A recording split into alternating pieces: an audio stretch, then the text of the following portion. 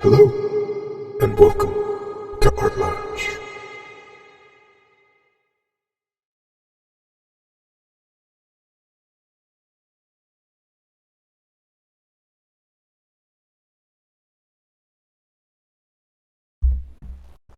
Welcome back, y'all. Thanks for tuning in to Drawn Comics Part 21. Made a little mistake there. It's not 20, it is 21. I will be continuing where I left off yesterday, which is Conan being crucified on the tree.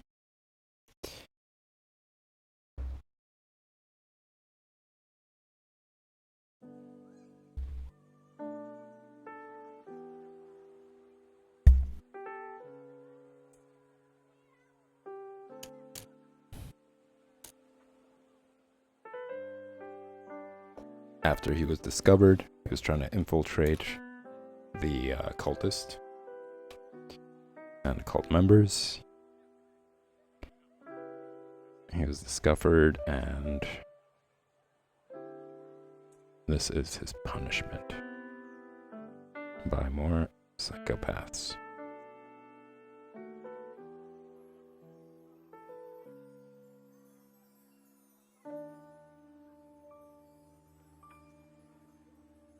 Similar to a story that we are all very familiar with.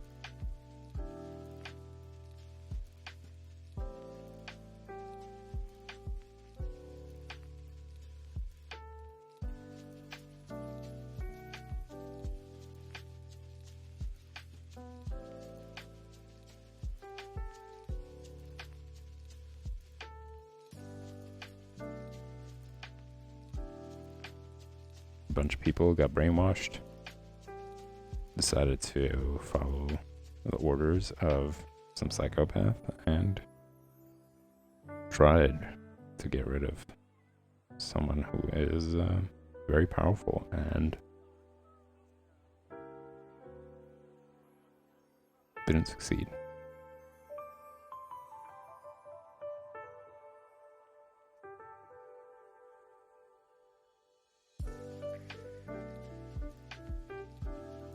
At least that's what we're hoping for when it comes to this story.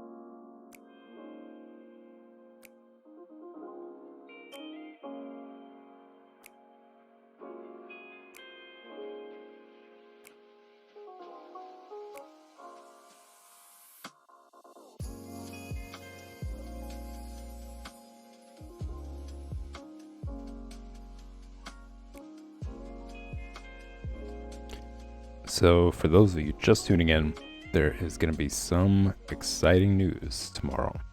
I'm going to be revealing, unfortunately, a schedule change, but the exciting news is going to be ways that you guys can participate and be more involved with the Art Lounge community and in the stream.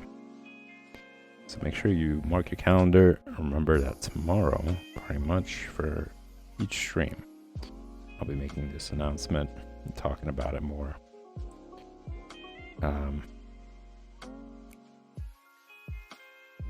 As well as the future streams, you know, at least for the beginning. I'm going to be talking about it more frequently throughout the other streams.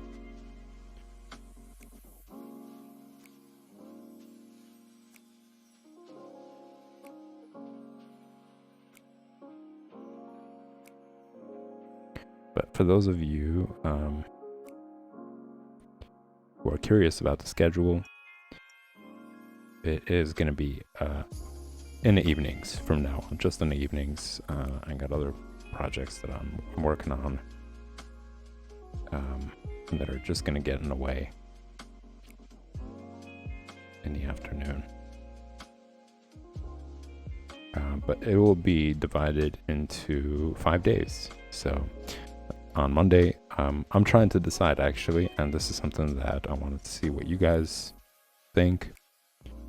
Would you rather have Drawing Basics pop up every day for an hour and then have an hour of another stream? For example, Mondays, it would be an hour of Drawing Basics and then an hour of drawing comics. And then Tuesday it will be an hour of basics and then an hour of the project stream. And Wednesday it will be drawing basics and then an hour of coloring comics. Or would it be better just to have 2 hours of drawing basics on Mondays, 2 hours of drawing comics on Tuesday, and 2 hours of drawing project on Wednesday, and coloring comics for 2 hours on Thursday? Put in your preferences. What would you guys like to see more of? Put them in the comments. Talk about it in the social medias. Let me know what you think. I'm still debating on that. But one thing for sure is it's going to have to change to just evening streams.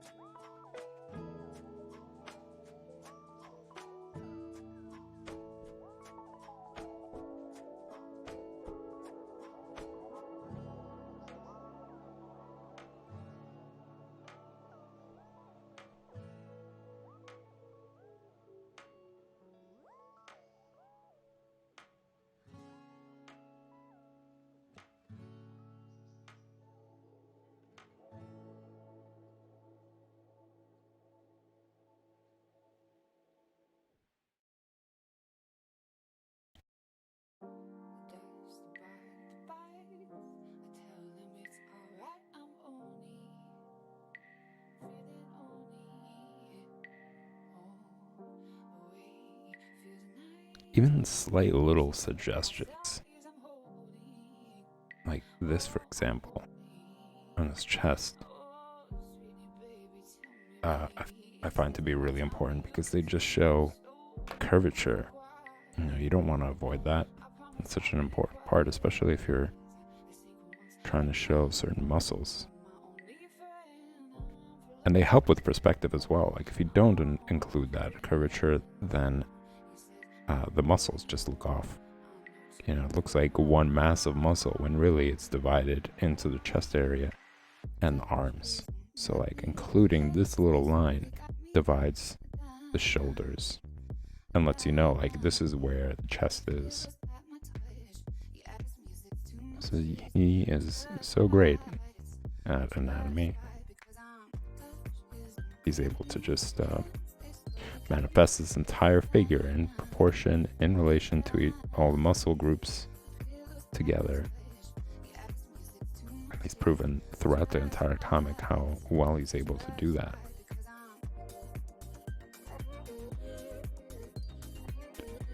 Always impressed to see his work.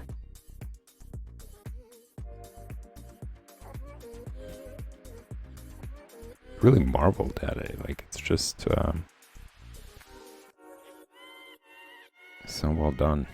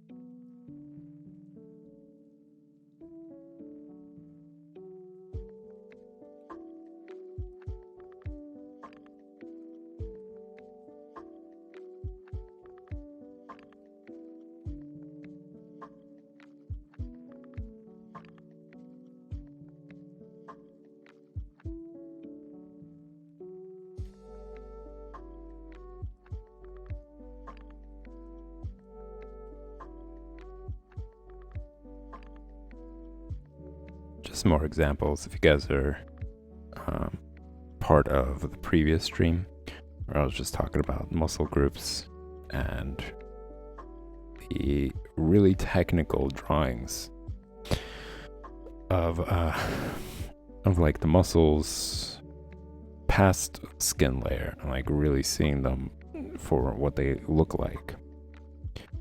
Just an example of like why it's so important to actually understand them, because all the shadows that he's making here are correct. Like, they make sense, you know. He's not just putting shadows for the sake of just filling up the figure and making it look more interesting. He's really grasping like the location of the muscles, really. And I think that's just done by really paying attention to all those muscle groups, taking the time to actually draw them out, understand their relationship, not just, you know, visually, but physically as well, just drawing them and identifying them as you draw them. Like, oh, yep, this is it. This is that muscle.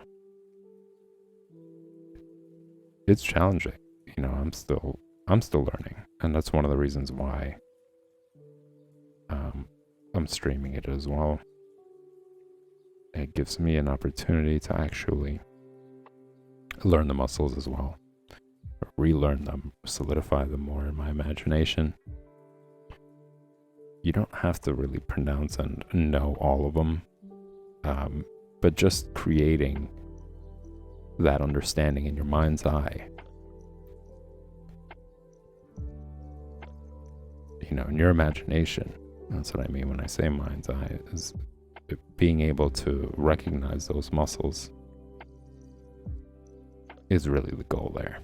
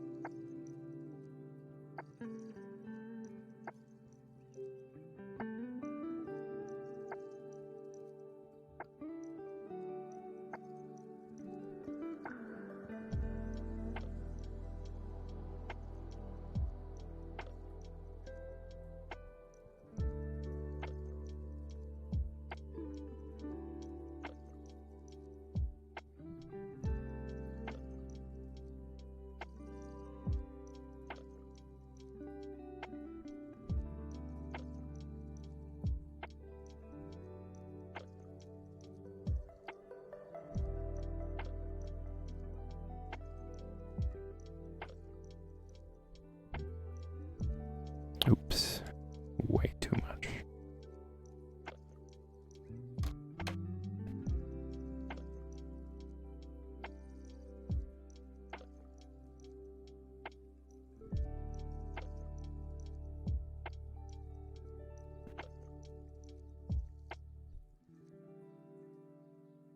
I'm also really impressed by whenever it comes to these like really small panels, he still manages to draw face features really proportionate to each other, and still invoke emotion in them.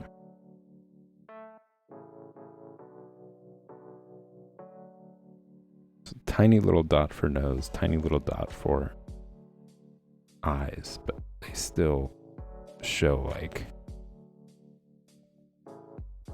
he's tired, but still willfully ready to escape.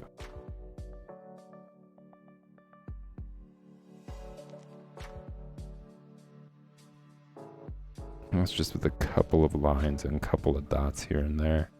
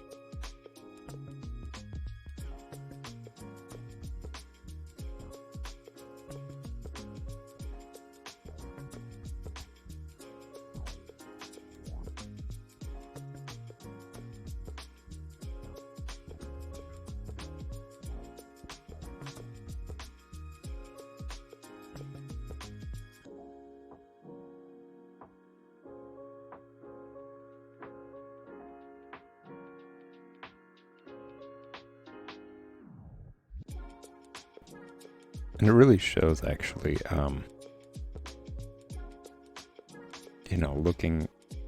looking at these little details on the face, that no matter how accurate you are, I mean, unless you're really zooming in and doing like the tiniest bit of adjustments to things, no matter how similar you draw it, it's always going to be that artist's work. Their lines are always going to be very unique. Despite you having to, let's say, copy it exactly as it is, there's still something that they will do that's the angle of their line, the fluidity of their line, all those things that are very much unique to themselves. It's basically just saying that no matter how much you try, that artist is always going to have a stamp of their unique work on their work.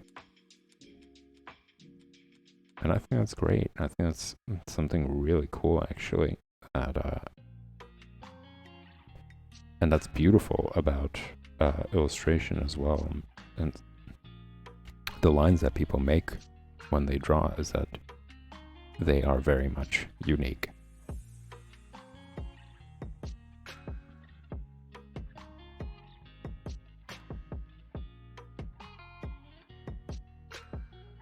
And that's just the beauty of art in general, is that it brings out the uniqueness of every individual.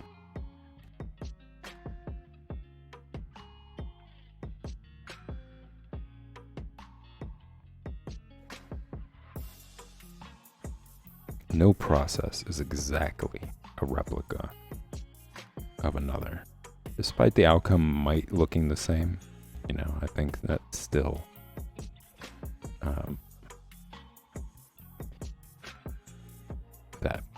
that print of that artist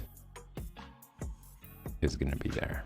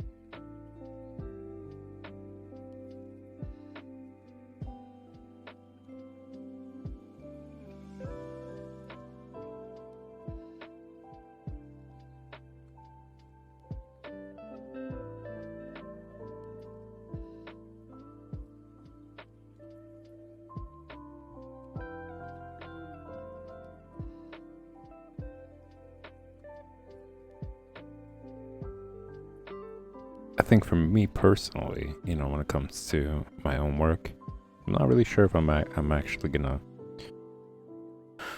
have points where,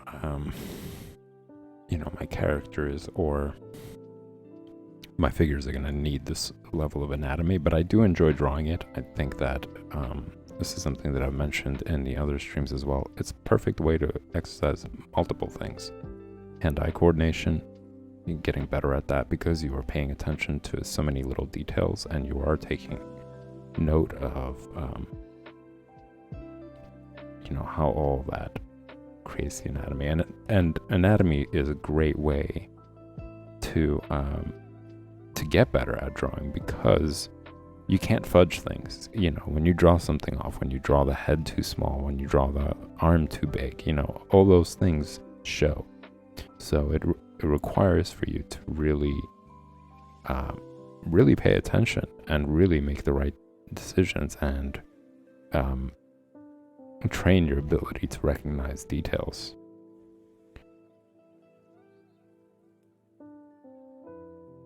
Whereas if you're drawing from still life, or if you're drawing from something that's a little bit more abstract, you could fudge things and you can get away with it.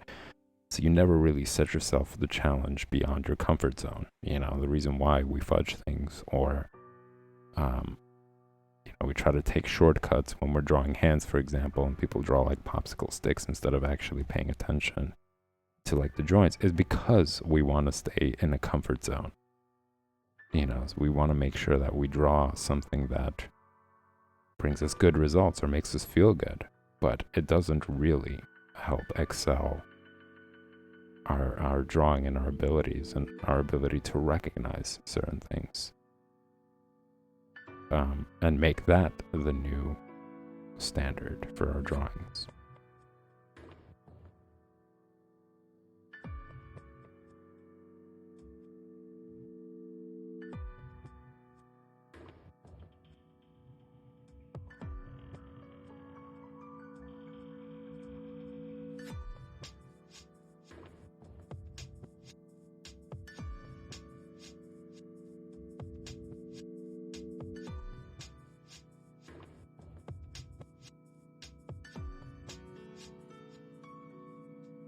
And this is something I also mentioned in other streams, or like really the first stream.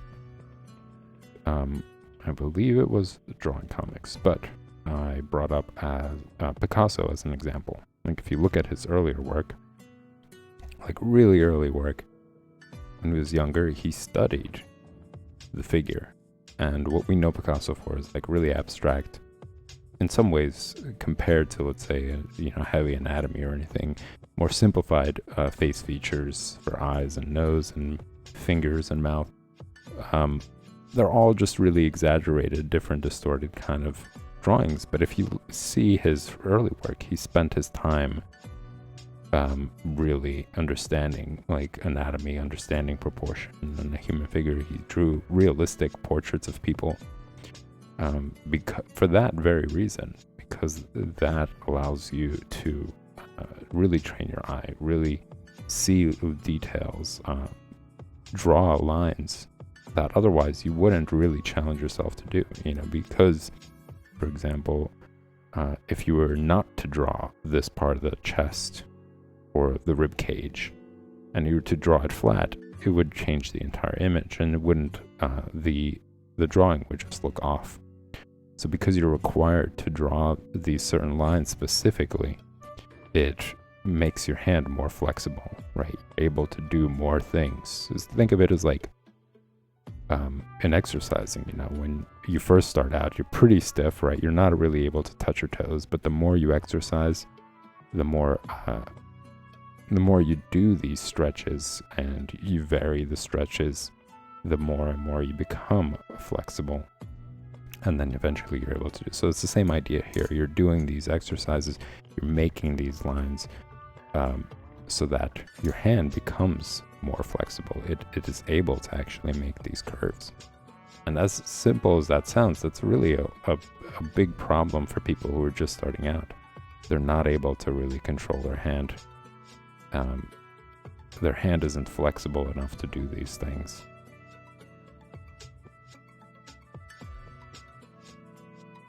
And that causes a lot of issues. Like they'll see they'll look at the object and they're like, I see it exactly as it is, but my hand is just not able to follow that. My hand isn't able to make these lines. And a lot of it has to do with that. It's just not flexible enough yet.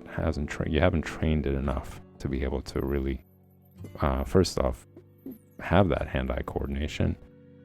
You know, that's another thing that you have to try. And also just like your muscles being able to do that.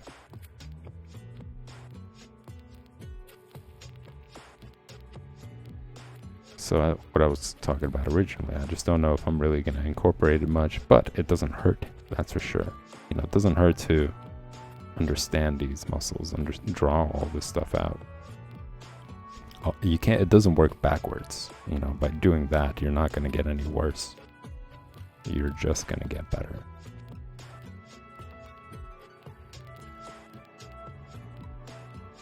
And tomorrow you guys will have a chance to actually see some work from the previous project streams as well, a finished product. So that's going to be exciting, and you could see how, you know, it's not like my personal work. It really doesn't have that sort of detail, but it's not to say that things won't change. You know, I feel like that's just pretty much the art process. And that's something that I love about the art process, is that as you draw, the more stuff you draw, and as time goes by, certain things stick, certain things change. You know, it really is just about that entire journey that you take as an artist. Some people find themselves pretty comfortable in a zone, you know, like they only stick to, let's say, drawing more simplified forms or certain types of cartoons, and they stick to it, and that's great. There's absolutely nothing wrong with that. I don't knock that. I think that what I'm talking about is that there's always an opportunity to take it further. So when you're ready, if you want to, that opportunity is there, and you could change your focus, you could change your interests. You know, you could do any of that stuff. It's the beauty of art.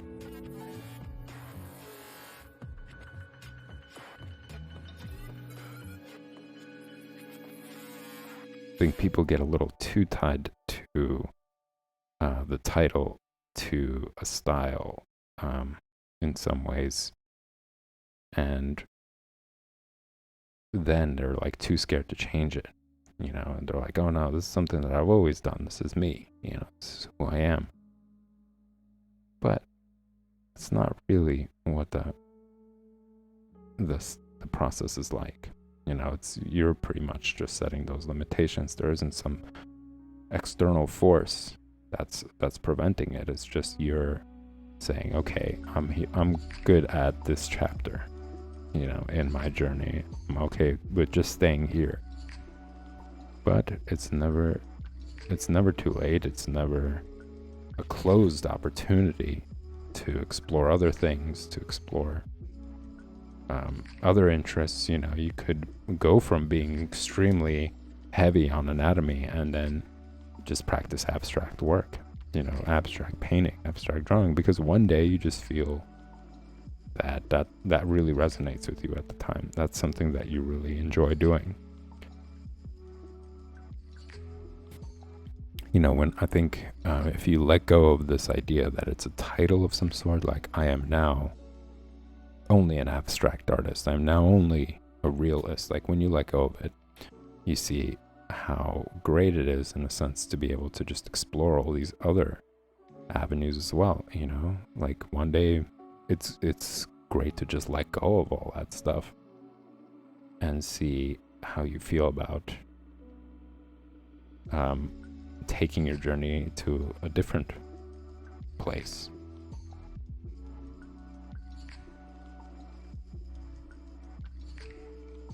One day somebody who's doing abstract work could get bored and say, I really want to understand anatomy better, or really start drawing portraits better and capture the likeness of my subjects, and, you know, capturing the face expressions and body language and all that stuff.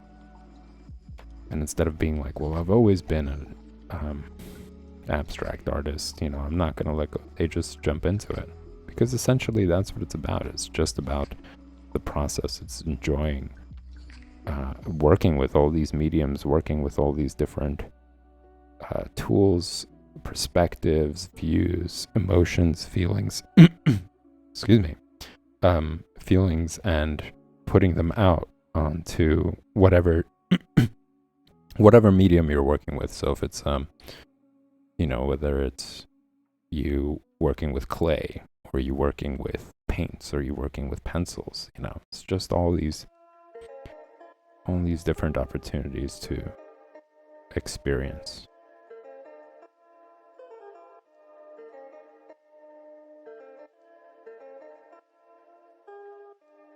You might create something that really resonates with you, and from then on, you just focus on that. And then later on in life, excuse me, my voice is getting a little raspy. Yeah, and then later on in life, you might find that you want to explore a gouache, you know, or you want to explore pastels. So rather than being bogged down by the idea that everybody knows me as somebody who works with gouache only, you know, or only with clay, you can let go of that and just say, I really want to explore this medium and see what I come up with that. And I think that's really what I'm getting at. It's just that it's important to remember that you're not just tied to like one thing all the time, and that it's not just about the title of being this, that, or the other. It's just about creating, coming up with different things, or exploring different things.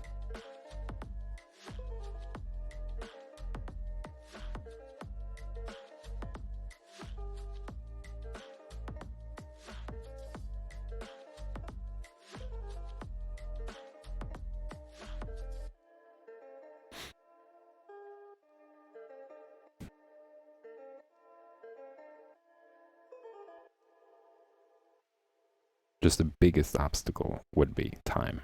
That's pretty much it.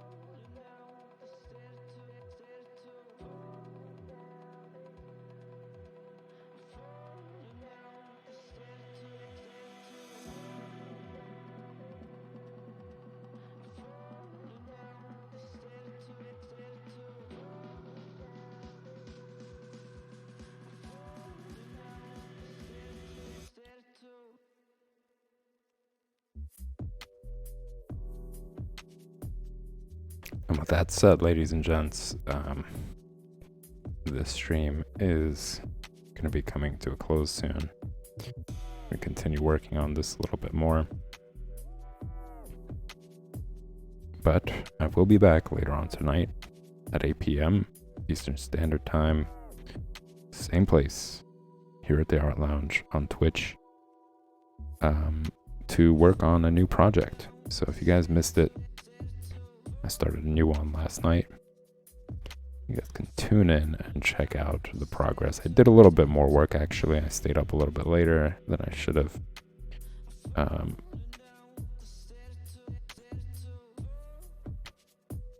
But I got some good results out of it.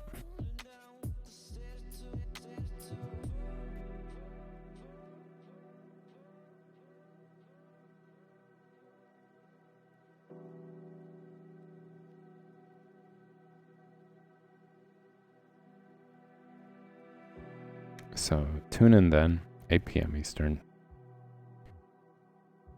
I'll be taking care of, I'll be doing that, I'll be streaming it. And then at 9 p.m. Eastern Standard, I will be coming back to coloring Conan the Barbarian.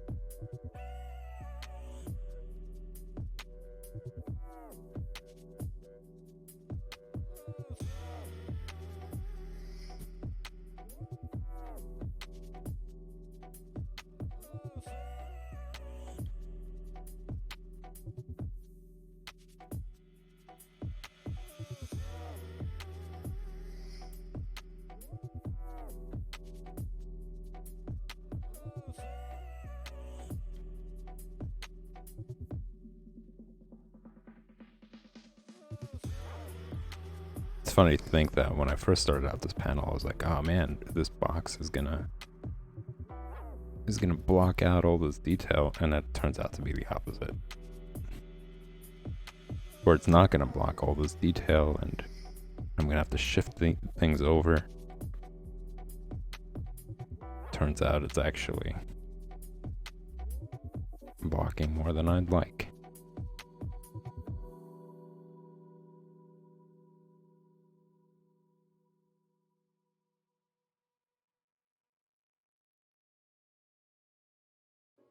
But just another example of how unique somebody's lines are. You can never do exactly as it is. There's going to be differences. And that's the mark of that artist themselves. And I try to draw it as exact as possible for the sake of training hand-eye coordination, for the sake of noticing little details. That really comes into play, especially when I'm drawing like from life. If I'm drawing somebody, drawing a portrait or that sort of thing, like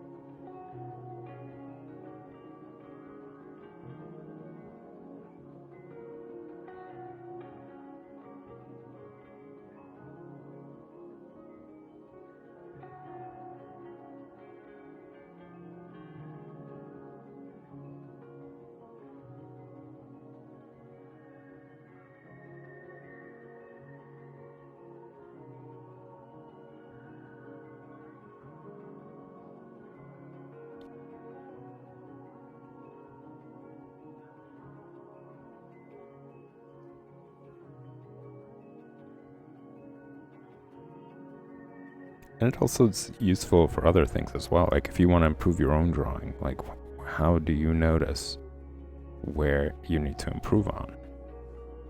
You know, and this is a perfect way of doing it. Trying to draw from life, trying to copy what you see when you're drawing from life exactly as it is.